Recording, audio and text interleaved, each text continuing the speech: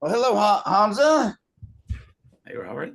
Man, it's been a lot getting to this. I know I randomly sitting in a some fish place in the middle of like San Jose, California, trying to Nice. talk with you, do a little pre-production. But man, it's finally good to be sitting here with you, and we want to talk to you about your book, Paperless Builders. Yeah, well, thank you so much for having me. I'm looking forward to, Hey, just having fun conversations and talking about how we move this industry forward.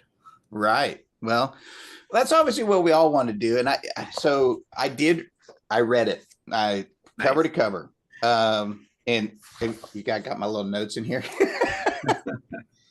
But I wanted to ask you real quick because I do think it kind of kicked this off. I do think one of the most important things, and you put it in here, constructability is the biggest elephant in the industry, and no one wants to talk about it.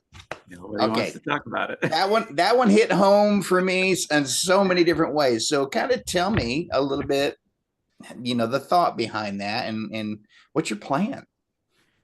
I that's a big one, right? And talking about how fragmented the industry is in terms of designing things, and then he's like, I don't know. I mean, literally, like they don't care how this is going to be put together and just shipping it off to a contractor to figure that out. And that's where you get tons of RFIs and clarifications and give me more information because this is not constructible the way it's designed. And I believe it stems from two main you know issues that the industry has not really addressed yet. And that's what I'm hoping is like technology will enable us to address a lot of these issues. The two main things is one is the disconnect between the design team, engineering team, and the field team. A lot of the designers don't know and frankly don't care how things are being built in the real world in the job site, right? It's like, no, Right. I'm designing things. So they meet the requirements, they meet the specs, they meet the code. These are the things that I care about. How do they be put together on the field? That's not my problem. That's not my job, right? They don't know how it works in the field, but also they don't care a lot of times. Right. So that's number one. Number two is that disconnect between um, how much effort, and I mentioned that also like a little bit in tracking design hours. I think this is kind of the crux of it because a lot of the design firms base their contracts based on number of design hours. And if they reach that limit, they're like, that means the design is done. Let's ship it out. It doesn't mean that it's complete. It just means they reached that limit of spending the design hours on it. Of course, it is encompassing. It involves all the required materials and the required program to help that design for the owner side, but it does not help from a constructability review standpoint. And Right. that's where I think in the future, hopefully, is I think the AI layer is really going to uncover those two issues in terms of sharing some of that feedback from the field team to the design team to the engineering, saying, here's what worked, here's what didn't, that can inform the next design. So that's number one. Number two is having that constructability review early on, like between the design and the construction phase. I believe, and this is a prediction, you call it prediction, is there going to be a whole market in between those two that Right. call it simulation, call it analysis, constructability review, whatever it is. There needs to be an entity that does that analysis before we go into construction to make sure that all the information are here, all the materials can be sourced in that area, all the labor exists. It's there's a lot of different variables that goes into it, not just from the design side. But that's what I'm saying is like AI will really help expedite that analysis cycle and hopefully kind of solve that problem. Well, I hope so too. I don't know if we get specific about just the design portion of this. Like, I don't know how many times I had run into. I have a set of prints in front of me, which your favorite thing, that 2D set of prints. that comes in, and I know I'm old school. I bet, back in the day, Yeah, just, it works. but in the 2D set of prints, and you've got your first few pages, kind of the overall, and then you start to get into the specifics, right? And I don't know how many times I get into the specifics, and it's almost like you said, it's like they got to a certain number of design hours and said, well, okay, we're just going to throw it back here, and hopefully they don't ever really see it, or when they do, we'll just have another meeting designed around the design, and by that time, especially if it involves, subcontractors, obviously, or even a specialty contractor of some sort. My big one was, there was always some copper something that needed to be made, or something out of stainless steel where you needed a specialty, a true artist or something to, make the design work. And it was like, okay, yeah, this is going to be another 6 weeks on the job, just getting this person engaged, not to mention the fact that the design doesn't work, right? It's not even feasible. So that just stuck out to me amongst from the read. I was like, oh yeah, I'm highlighting that one because I definitely want to talk about that. Yeah, that's good. Thank you for highlighting. But so I think that you're on to something, for sure. There are some things that I don't, and I want to talk to you. You've got in the book, you've got the builder's framework, right? Yeah. Now, my take on it was it's a nice guideline for, you've got processes and you're going to be evaluating your next piece of technology, right? Yeah. And so kind of give me a background. Is this designed for like the mid-sized company, small size company? Who's it designed for, and kind of what was the intent behind it? 100%. So the book starts with my favorite quote. It's not really a quote. It's my favorite saying. I hope somebody quotes me on it, which is for the betterment of the industry, right? So that's I'll quote you on it. That's the intent. That's why I wrote the book. That's why I spent so much time and effort in compiling all of that, is for the betterment of the industry. And my main audience, and I mentioned that several times, is that mid to small size companies in general in the AEC industry, right?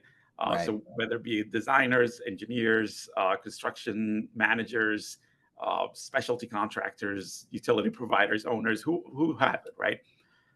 And the idea is that it's really like technology is going to level the playing field. It's going to help those small size GCs compete with the mid-size and the large even GCs on projects, because they can deliver more with less, right? They have the technology that can enable them to do a lot more than what they usually, being constrained on by the number of resources that they have. And that's the idea here, is like I explained, so it's the why, the what, and the how of construction technology. So I started with the problem statements, and then what solutions exist out there to solve those problem statements. But the last part is kind of like that user guide. And there's a lot happening in the construction ecosystem. There's a lot of problem statement. There's a lot of technology providers. How do you even start looking at that, right? So that's where the builder's framework came from. And it starts with benchmarking. It starts with benchmarking, which is understanding the processes, understanding where your bottlenecks are, and what are the paper-like and paper-based processes that are really holding you back and creating those inefficiencies. And once you highlight those, you need to, but of course you can't do that without the users. So that's the you and builders talking to the people and validating those process maps and those bottlenecks, and prioritizing the problem statements that you want to solve for. There's a cycle here that goes between benchmarking and users, because you're constantly going to be going back and forth and prioritizing. And then even after you find that specific pain point and solution that you want to solve for, now you're going to do the cycle again, but for finding a technology provider or technology partner that can help you solve it. And it's also like another recurring cycle of, let's talk to them, let's make sure that the team is on board. You have to get that buy-in before you move to the next stage of builders, which is the I. I is an implementation plan. So this is instrumental to making sure that pilot projects go according to plan, because you have to start from the beginning, you have to say who's going to be doing what are the roles and responsibilities, what does success criteria look like, and then what is the timeline with the projects that we're working on. Once you establish that, you move into the next one, which is learning. You can't establish anything. You can't start using any tool or technology without knowing how to do so, right? So learning is important and onboarding. And then D is driver. You have to have somebody that is championing that pilot, and not somebody from my perspective. It's not somebody from the innovation team, from the technology team, from the IT team. This needs to be a driver from that team that is actually going to be implementing that technology, and kind of being in the trenches with the folks that are using it. And then you go to E, which is evaluation. Have to constantly collect that feedback and in a methodical way. That leads to R, which is reporting. And, compiling everything that you've learned and everything that you've done in one single report that you can share with everybody else is important. And then the last part is S for scaling. Again, that's optional. That's why it's in parentheses, because if it works, that you can go to that next step of scaling. Right. Well, and I'm going to challenge you a little bit here. I want to talk because I think I definitely know that you're onto something. I did a webinar. I call it the 8 steps to software implementation success. It wasn't quite as cool a title as yours, but I agree with you in these are the things that need to happen. But here's my business side of me, the guy that owned my own company for 12 years, right? Okay. There's a lot in the core competency factor. I'm sitting here, I'm a business owner. I don't care if I'm a small contractor or if I'm a medium-sized contractor. I got a lot going on just in my core competency, right? And finding the people and finding the people to, kind of be that driver. Now, I know there needs to be a leadership member involved in this. Yes. Whether you're a CIO, a CFO, whatever that is, whatever leaders, kind of whatever software you're leading the charge on or technology you're leading the charge on, got to be somebody there. But you also need that team of champions within that company that says, yes, we're going for this. We're going to make this happen. And a lot of times, and this is just from my experience, a lot of times that team tends to be pretty small or maybe even non-existent. Like, hey, this is something, and I think maybe this is the issue. This is something that gets thrown on somebody because, hey, you're good with computers. You do this, Exactly, yeah. So you kind of, tell me your thoughts around that, I guess. Yeah, so you're talking about it in terms of like, how do you, because you can't find the drivers. A lot of times it's hard to find the drivers. Those are like really rare and far in between. But there's the 2 different approaches to implementing technology, right? There's what you just talked about is like top down, right? It's like executive leadership. They think this is the valuable thing and we need to be implementing and we need to be using it today and go. Mandatory SOP. We're all using this today. And that works sometimes, right? Especially like, and I mentioned that also is like, especially when we're talking about foundational technology, like an ERP system or system of record in terms of project management platform. Yes, that would work because you can't convince everybody that this is the way to go. You just have to say, this is what we're doing. This is what we're using. Get on the train or get off right? It's like, yeah, that's right. Get on the bus. Right. Yeah. But so that works for the foundational kind of like the bigger pieces, right? Is like, this is how we're going to collect our data. This is how we're going to file an RFI, stuff like that. SOPs, standard operating procedures. That's great. It does not work for point solutions. You're talking about like a technology that does a single simple thing, but it does it really, really well. Because different people are going to have different interpretation of why we need this and is it even worth their efforts. And you need to acquire that buy-in, and that I've seen that firsthand, right? So we've tried that top-down approach of like, here's what we needed to use, get on the train or get off, and it didn't go so far, right? Because they will, if they're not bought in, they will find every point and every hole in it that says, here's why it's not going to work. And they will find a way to break it. Yeah. But that's why I mentioned, like, you have to talk to them and you have to make sure that they understand what's the problem statement that we're trying to solve. It's not about the technology. It's not about the tool. It's about the problem statement. It's about making their jobs more efficient. Happier people efficient people are happier people in general. And just like that, creating that buy-in so they can say, yes, I want to use it. And that's your bottom-up approach of technology, and having them pull the technologies out of you instead of them pushing them on them. So it's just a different approach for the different types of technologies. Not one is better than the other. It depends on the situation and the technology that you're trying to implement. Very good. Well, okay. So now let's talk about that. Let's talk about that whole, you got the buy-in process, let's say there. Now we're into that situation of, okay, cost. Right now, technology, there's,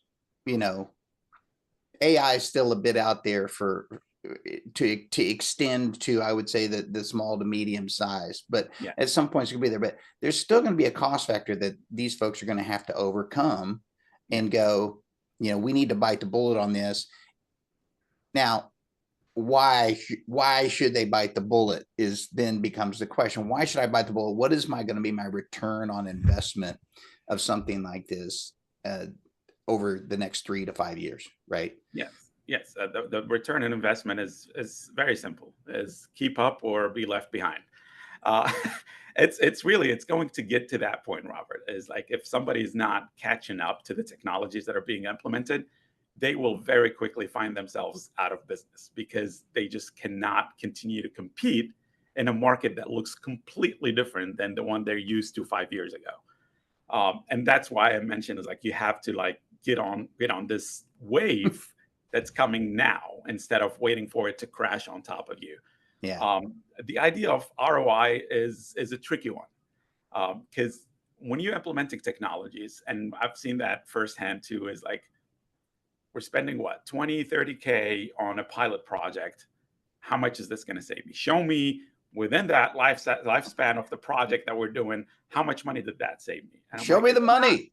Right. It's not, but it's not one-to-one, right? It's not one-to-one. It's not like an immediate direct ROI in that specific, especially for technologies that are going to prevent us from doing something stupid. It's like, how do you measure that? Right. It's like, how many did we have? I don't know. It's like, it all goes back to retroactively and trying to find similar projects that had similar outcomes. It's a long-term play, is all I'm saying. So ROI, it's tough to measure soft cost, right? And you can't measure it on a single project either. So that might show you something, but it's not going to be a tangible ROI that you can go back to executive and say, we need to scale this today. It's usually going to be like, oh yeah, this actually helped me, and it's very soft things, just word of mouth things. It's like, this actually made it easier for me to find certain information, or to file that, or to, whatever it is. But that's when I talk about it, is like, failure is part of the process too. So when you're implementing technology, you are going to fail. Your productivity is going to dip at the beginning of it, because people are, they don't know how to use it. They're still trying to figure it out. There are things that are going to go wrong that we need to adapt to. And then, like, if you continue to push for it and you continue to use it, you're going to start seeing that productivity go back up.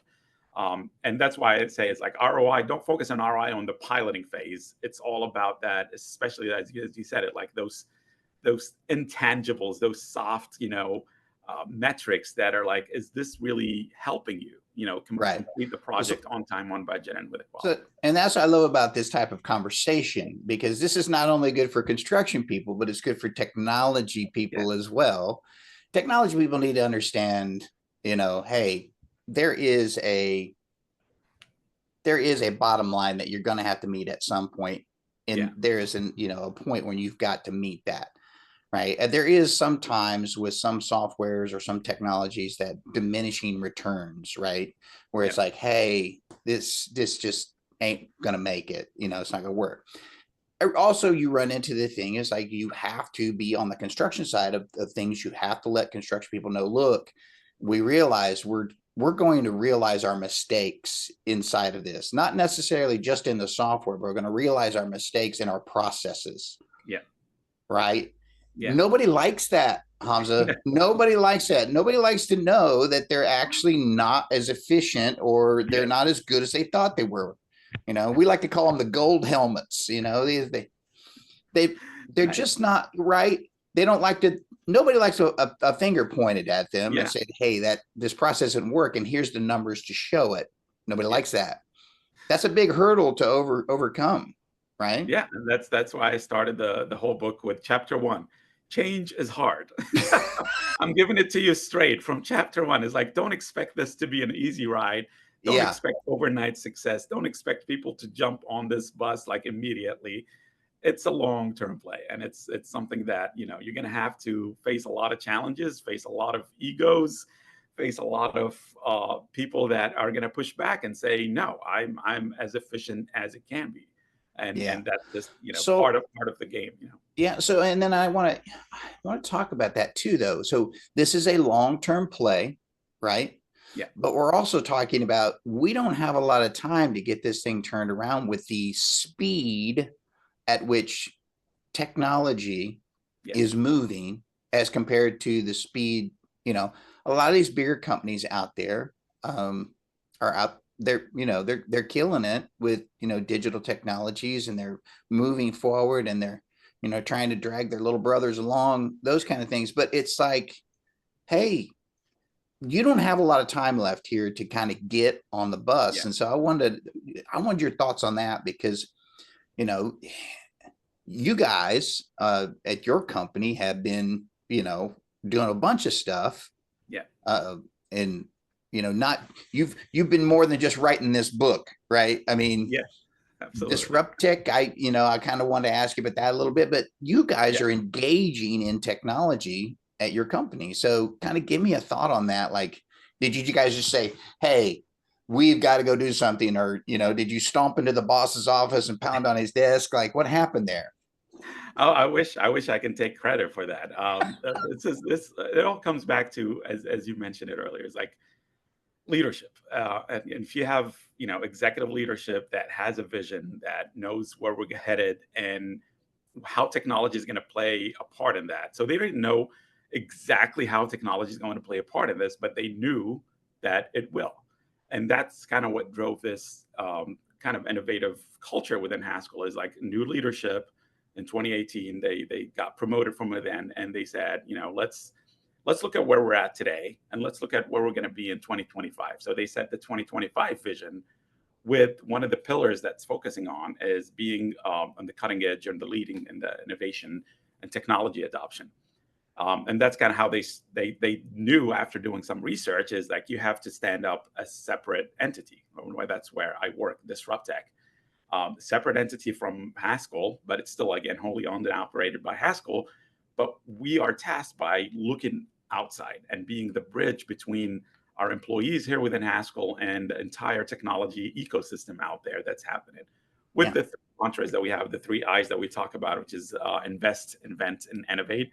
So we make investments in terms of time and effort and budgets to pilot these projects. So we have a dedicated budget just for piloting technologies and collecting that feedback and reporting on it. And we also make capital investments in some of these startups that we find to be valuable. And then we invent, is like when we have a problem statement, and it usually comes from the 3rd I that I'm going to get to. When we have a problem statement that we don't have, like, there is no market solution for it, it's like, that's when we switch hats and we actually go into developer mode and create that technology for our employees. And then the last I is innovate, which is having that structured innovation program within the company, that we ask our employees to submit ideas. And it could be anything that enhances the bottom line to anything that's about entering a new market. And we evaluate a lot of these ideas, sit down with each and every one of them, and select the top 5 and get them to kind of present Shark Tank style in front of our executives, and select one and kind of fund that. Yeah, no pressure there. Yeah. no pressure there on that No one. pressure Shark there. Tank style. Yeah. Love it. It's a fun event that we have. Yeah. Do you actually get to say, yeah, on this one, I'm out? Yeah. Yeah. No, we have our judges, our executives, kind of listen to all the 5 pitches before they make a decision on each one. I got you. Then kind of come together and pick a winner. So that kind of triggers my idea. So I just attended a symposium in California. Okay. The PPI group. I don't know if you know those folks, the Project I've Performance heard of it. Institute. Yeah, they're in the lean construction Yeah. space, right? And it's a nice group of folks. I learned a whole bunch. One of the presenters Did there. you meet Todd Zabel there or no? Yes, I met Todd. He and I connected on LinkedIn here just recently, and of course, I spoke with him at the conference Yeah. briefly. Another highly recommended read for Built to Fail. I built, yeah, I read it. So Awesome. I try to, if you've got a book out there, like I try to read it. Yeah. Great. So, but what was interesting, they had a speaker there we was talking about, and he's going to be a guest coming up in January because I engaged with him as well. But he was talking about how we really need to start looking at the people in the field to help with ideas Yeah. about how to solve these things. And I don't think it's just on the physical nature of the project. His ideas were about the physical nature, how they were, prepping materials in order to get them to the thing. And, there was a lot of bottlenecks, right? Yeah. But I believe that there's a lot of knowledge out there engaging with, technology about, hey, how can we do this better? Yeah. How can we make that work better? And I think that's a valuable idea. And some companies may not, do an outreach, right? But I think that's very, very valuable. So, like your experience with it at Haskell, I mean, I'm sure that's very, very interesting, right? Absolutely. Yeah. So we get a lot of ideas from the field teams. And mostly, as you said, it's like I'm doing something this way. A lot of times they don't even know what the exact solution is. It's like there has to be a better way. And we evaluate that, and we usually kind of pair them with some technology and stuff. But reaching outwards, I think a lot of these startups that we're talking to, or anybody can be talking to right now, is like they have latched on a problem statement, right? It's like they're not in the market to look for a problem statement, right? It's like they have a very specific, clear problem statement they're solving for, and they have a solution. And they are usually adept to getting that feedback and adjusting and morphing and maybe pivoting. So we work with some companies that we say, hey, I see you're focusing on this. This is a good solution, but here's another problem statement that's very adjacent to it. That can you help us solve it? And we see a lot of good positive feedback from that in a sense that we're giving them the feedback and they're implementing and changing, and we're continuing to kind of work with them into morphing either a different product or like the same product that solves for something slightly different than what they started with. So yeah, there's a lot of valuable feedback that we can get from the field, and the more technologies that you put in front of them, the more feedback you'll get on how to make it better, how to make it more impactful. But it also opens up their minds, like, what else can I be improving, right? And Yeah, what else is a pain point for me that I right. can talk to these guys and help find technologies that can help me, solve it better. Yeah. I think, the open dialogue is very, very important. Yeah. That on anything, when especially in the construction industry, I think more and more so there was a way of doing business, right? The way of doing business was you just stick to your job and I've got the rest of this handled. Yes. And then now more so, we're changing our idea of that kind of leadership style. And it's changing the idea of, hey, I hear what you're saying. Let's, right now let's focus on this, but let's get back to your ideas and let's pass Yeah. them, let's move them up the chain where they need to go so that we can really evaluate if Yeah. you're onto something, right? And I think Yeah. that's a big deal. Absolutely. We have great leadership here within Haskell that, they don't really get stuck on the details of the how, right? Mhm. It's like, I just need this outcome. You as the person closest to the problem statement need to figure out how to get to that outcome or even exceed it. That would be amazing if you can. But that question that comes from the servant leadership style, which is like, how can I help you achieve that? Right? It's like, what blockers, what resources, what technology that I can provide you to reach that outcome. And it's just really that open dialogue and back and forth that makes it um, a good culture for people to kind of work and thrive in. Yeah. Well, I definitely think you guys at Haskell have got a great culture going on. ENR did a feature on you guys a few weeks ago. Yeah. Crazy growth in the southwest sector. I mean, Yeah. what is that all about? What's going on there? We just have an amazing team, and yeah, we continue to have executive leadership that buys into the vision of, like enable the employees to do their best, not harp on them to this is what I need you to do. Yes, we have standard operating procedures and policies and stuff, but it's really results driven rather than being very rigid in a sense. And we've seen tremendous growth, and we're continuing to grow year after year. So we're excited to see that. Well, I tell you what, I'm going to keep an eye on it for sure. I think it's fantastic. I did truly enjoy your book. Thank you so much. And you're onto something, right? You really are. You're really onto something. And I will recommend it to anybody that I know, whether they're, small business, medium-sized business. It's a great guideline. I like the builders acronym. I think it works great, even though I did have to look up what benchmarking meant. Yeah, I was torn between benchmark and baseline, but I chose benchmark. There we go. Okay, see, baseline one might have been right up my alley. Well, listen, man, I really do appreciate your time today. I know you're a busy man, obviously, between writing books and disrupting the industry in many different levels. You got a lot to do, but I'm glad you shared some time with me today. I always like to have folks come back and want to talk with you maybe later next year and kind of get back with you, kind of see how things are going, see what's changed. We'll talk about something new. Yeah, absolutely. I'm more than happy to jump back on here. And anybody who wants to find me, I'm on LinkedIn, the only Hamzah Shanbari, hopefully, and LinkedIn, so you can connect with me very, very easily. Very good. Well, I will definitely put links to the book.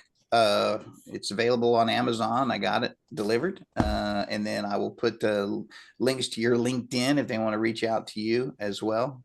And I really do appreciate it. Thank you so much. No, thank you so much for having me. I appreciate you. I appreciate the invite.